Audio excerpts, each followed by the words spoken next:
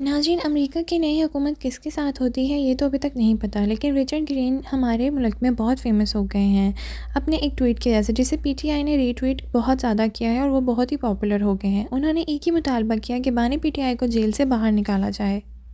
کیا ہماری حکومت امریکہ کا یہ دباؤ برداشت کر پائے گی یا نہیں؟ ناظرین، عطا تارڑ کا کہنا ہے کہ فوجی تنصیات پر حملات تو کارروائی بھی فوجی عدالت میں ہی کی جائے گی۔ ناظرین، کیا حکومت اور اپوزیشن کے مذاکرات آگے بڑھ پائیں گے یا یہیں پہ رک جائیں گے؟ کیا حکومت اپنے نئے آقا کی بات مان پائے گی یا نہیں؟ ناظرین، پارلیمانی سیکرٹری دانیال چودھری کا کہنا ہے کہ پی ٹی آئی کا تو شروع سے ایک ہی نعرہ رہا ہے کہ ہم لوگ کسی کے بھی نیچے لگ کے کام نہیں کریں گے، ہمیں غلامی سے آزاد کروایا جائے۔ تو اب اچانک سے ان کا نعرہ بدل کیسے گیا؟ ان کا یہ بھی کہنا تھا کہ کیا یہ لوگ یہ سمجھتے ہیں کہ پہلے ٹرمپ آئے گا اور عمران خان کو رہا کروائے گا اور اس کے بعد عمران خان پوری قوم کو ڈونلڈ ٹرمپ سے رہا کروائے گا؟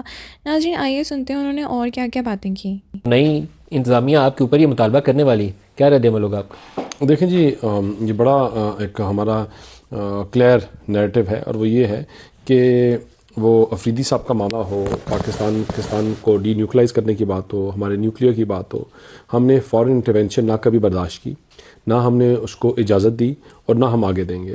It has been very clear from arm forces, from political parties and even the opposition parties, وہ کہ جو ہمارے انٹرنل معاملات ہیں وہ اچھے ہیں، غلط ہیں، ٹھیک ہیں، برے فیصلے ہیں، وہ ہمارے انٹرنل ہیں، اور ہم کسی ایکسٹرنل کو اس میں موقع نہیں دیں گے۔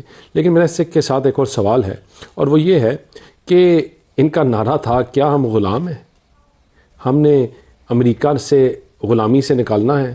اب ان کا نعرہ یہ ہے کہ ڈونلڈ ٹرمپ آئے گا، عمران خان کو رہا کرے گا، اس کے بعد عمران خان رہا ہو کر پاکستان کو ڈونلڈ ٹرمپ اور امریکہ کی غلامی سے رہا کرے گا۔ یہ اب ان کا نیا نیریٹو ہے۔ انہوں نے ہر آنے والے وقت میں ایک نیا اپنا رخ، رنگ اور طریقہ دیکھا۔ یہ جن کے پاس ان کے بچے ہیں، یہ انہی کو ریپرزینٹ کرتے ہیں، اسی لابی کو یہ ریپرزینٹ کرتے ہیں۔ یہ لوگ جو آج یہ سٹیٹمنٹس دے رہے ہیں، یہ غزہ پہ مرتے ہوئے بچوں کے لیے نہیں بولے، جو دودھ پیتے ہوئے بچوں کی جب شاتیں ہو رہی تھی اس کے لیے نہیں بولے، لیکن یہ تب بولے کہ بھائی جب آپ نے عمران خان کے کمرے میں ٹریڈ مل کی جگہ دوسری مشین رکھ دی تھی۔ خالی آخری چیز، جب آپ ایسی لابی فرمز ہائر کرتے ہیں اور آپ کے سسرال والے آپ کو سپورٹ کرتے ہیں ان لوگوں کے ساتھ جو ایک لابیز کے ساتھ ایک یہودی لابی کو چلا رہے ہوتے ہیں، تو پھر وہ اسی طرح ہی اپنے بندوں کو پروٹیکٹ بھی کرتے ہیں، ان کے لیے بولتے بھی ہیں اور آواز بھی اٹھاتے ہیں، اور یہ اسی طرح شو ڈالتے رہیں گے۔ اور مودی والا کمنٹ انفیئر ہو جائے گا، یہ ایسی ہے کیسے ہو جائے گا؟ جیسے وہ پی ٹی آئی والے کہتے ہیں نواز شریف کو کہ مودی کا یار ہے۔ ٹھیک ہے، بالکل، میں کہتا ہوں رکے، کیسے ہو جائے گا؟ مجھے بات بتائیں، ڈاکٹر سرار نے پنڈی سے الیکشن لڑنا تھا یا کراچی سے الیکشن لڑنا تھا یا لاہور سے لڑنا تھا؟ یا آج عمران خان کے بچے کس کے پاس ہیں؟ عمران خان کون ہے؟ وہ جو بھی کون ہے؟ ساری فیملی کون ہے؟ روتھچلڈ فیملی کون ہے؟ کس کو سپورٹ کرتے رہے وہ غزہ میں؟ فلسطین میں کس کو سپورٹ کر رہے تھے؟ کس کو کہہ رہے تھے کہ یہ آخری ہماری جنگ ہے؟ مجھے کیا نام ہے وہ عمران خان صاحب خود ایک لنڈن کے میئر کے الیکشن میں کس کو سپورٹ کرتے تھے؟ فارن فنڈنگ میں ان کو کہاں سے پیسے آتے تھے؟ یہ تمام کوئنسیڈنس نہیں ہوتے جب آپ غزہ کے بچوں کے لیے اگر ٹرمپ انتظامیہ چارج سنبھال لے گی تو ہم اس کو یہ بتائیں گے کہ یہ عمران خان کو یہودی لابی سپورٹ کر رہی تھی۔ میرا خیال ہے ہمیں اس سے زیادہ کو بہتر کام کرنا چاہیے۔ میرا خیال ہے کہ اس کو ڈپلومیٹکلی ڈیل کرنا چاہیے، لیکن ایک بات کو آپ رول آؤٹ نہیں کر سکتے کہ ٹرمپ انتظامیہ جب آئے گی، میرے خیال میں 21-22 جنوری کو وہ ٹیک اوور کر لیں گے، اور یہ جو موصوف رچرڈ گرینل ہے یہ ان کے پروپوز، بلکہ انہوں نے اپوائنٹ کر دیا ہے ان کو special envoy on different issues, تو ان کی طرف سے یہ بیان آنا جو ہے یہ یقیناً یہ لامہ فکریہ ضرور ہے، اور اس پہ ہمیں سوچنا بھی چاہیے۔ اور اگر امریکہ یہ باقاعدہ طور پہ ان کا جو اسٹیٹ آفس ہے اگر وہ یہ مطالبہ کرتا ہے تو اس پہ یقیناً پاکستان کو مشکلات کا بھی سامنا کیا جا سکتا ہے، مشکلات کا سامنا کرنا پڑ سکتا ہے۔ اس کی وجہ یہ ہے کہ ہم جو اس وقت اقتصادی طور پہ آئی ایم ایف کے بہت زیادہ ڈیپینڈنٹ ہیں، ورلڈ بینک ہر چیز کے لیے گھومتے ہیں، تو اگر وہاں سے تھوڑی سی بھی اشارہ ہو گیا آئی ایم ایف کو، ورلڈ بینک کو، تو ہمیں اقتصادی طور پہ بڑی مشکلات کا سامنا کرنا پڑے گا۔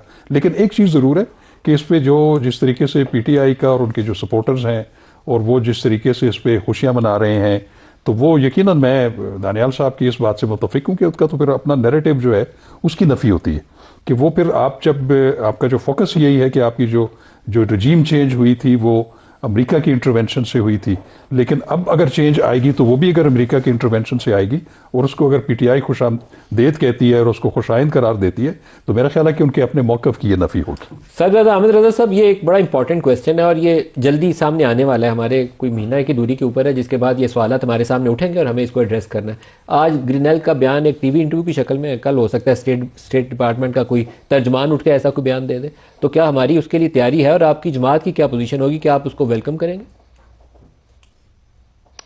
اچھا دیکھیں ندیم ملک صاحب، میں سب سے پہلے ایک بات کلیئر کر دوں، جس وقت ڈونلڈ ٹرمپ الیکشن جیتا تھا تو آفیشیلی جو عمران خان صاحب کی طرف سے سٹیٹمنٹ آئی تھی، انہوں نے جیت کے اوپر مبارکباد دیتے ہوئے آگے یہ لکھا تھا باقاعدہ، اور یہ پرنٹڈ شیپ میں گیا تھا باقاعدہ، کہ امید ہے کہ جس طرح جو بائیڈن نے حسین حقانی کے ذریعے پاکستان کے اندر آپریشن رجیم چینج کیا، تو ٹرمپ انتظامیہ پاکستان کے اندرونی معاملات میں مداخلت نہیں کرے گی، اور میری رہائی اور پاکستان کے معاملات پاکستان کے اندر سے ہی سیٹل ہوں گے۔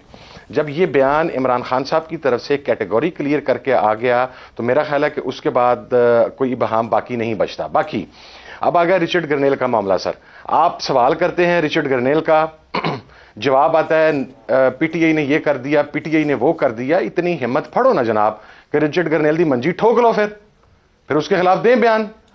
اور دوسری بات یہ جو ہے، یہ جو بات کہی جاتی ہے کہ پاکستان نے کبھی بھی فورن انٹرونشن کو قبول نہیں کیا، ندیم ملک صاحب میں معذرت کے ساتھ آپ کے پروگرام میں یہ بات کر رہا ہوں، پاکستان کے اندر یہ بات سب سے بڑی بکواس ہے۔ ہم نے ہمیشہ پاکستان کے اندر فورن انٹرونشن کو قبول کیا سر۔ آپ مجھے یہ بتائیں کہ میں آپ کو سٹارٹ کروں سر 1971 سے، جب بیری بیڑا آ رہا تھا اور پینٹاگون نے روکا اور ہنری کسنجر یہاں پر بھجوا رہا تھا۔ آپ آگے آتے آئیں، آپ 90 دیکھیں، اچھا باقی چیزیں چھوڑ دیں، کارگل کے اوپر کون پریزیڈنٹ کلنٹن کے پاس پہنچا تھا سر؟ پاکستان سے ایک شخص جو راتوں رات ڈیل سائن کر کے چلا گیا تھا، وہ فورن انٹرونشن نہیں تھی پاکستان کے معاملات میں، ایک سزا یافتہ شخص کو یہاں سے راتوں رات نکال دیا گیا۔ کیا اس کے اندر ہمارے برادر اسلامی ممالک شامل نہیں تھے سر؟ اس کے اندر وہ فیسیلیٹیٹر نہیں تھے، اس کے اندر وہ تھے ہم بھی؟ یعنی کہ بعض اوقات گراؤنڈ ریالٹیز کو اپنی اصلاح کرنے کی بجائے، اپنی غلطی کو ایڈمٹ کرنے کی بجائے، بحثیت مجموعی اپنے رویے کو صحیح کرنے کی بجائے یا اپنی غلطیوں کی نشاندہی کی بجائے ہم آ کے ایک سویپنگ سٹیٹمنٹ دیتے ہیں کہ this has never happened, this has never happened. Sir this has always happened, number 1۔ Number 2، یہ اگر رچرڈ گرنیل یہ ٹویٹ کر رہا ہے، یا اچھا مجھے یہ بتائیں کہ یہ جو یورپین یونین نے ٹویٹ کیا، سر میں نے کہا تھا یا ہم نے لابنگ فرم ہائر کی تھی پاکستان میں کہ آپ ملٹری کورٹ سے 25 سویلینز کو سزا دلوا لیں؟ آپ ان کے خلاف evidence A T C court میں لے جاتے اور اے ٹی سی کورٹ کی سزا ملٹری کورٹ سے زیادہ سخت ہونی تھی، آپ انہیں وہاں سے سزا دلوا لیتے۔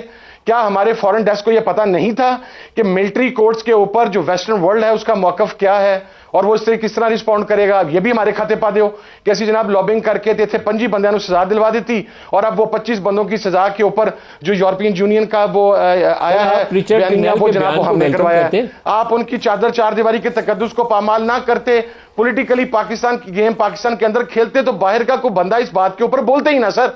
جب آپ وائلیٹ کریں گے ہر چیز کو، کیا آپ رچرڈ گرنیل کے بیان کو ویلکم کر رہے ہیں؟ نہیں سر، میں رچرڈ گرنیل کے بیان کو کیوں ویلکم کروں گا سر؟ اگر یہ ان کے خلاف تھے تو ٹویٹ ڈیلیٹ کیوں کر دیے سر؟ رہنے دیتے۔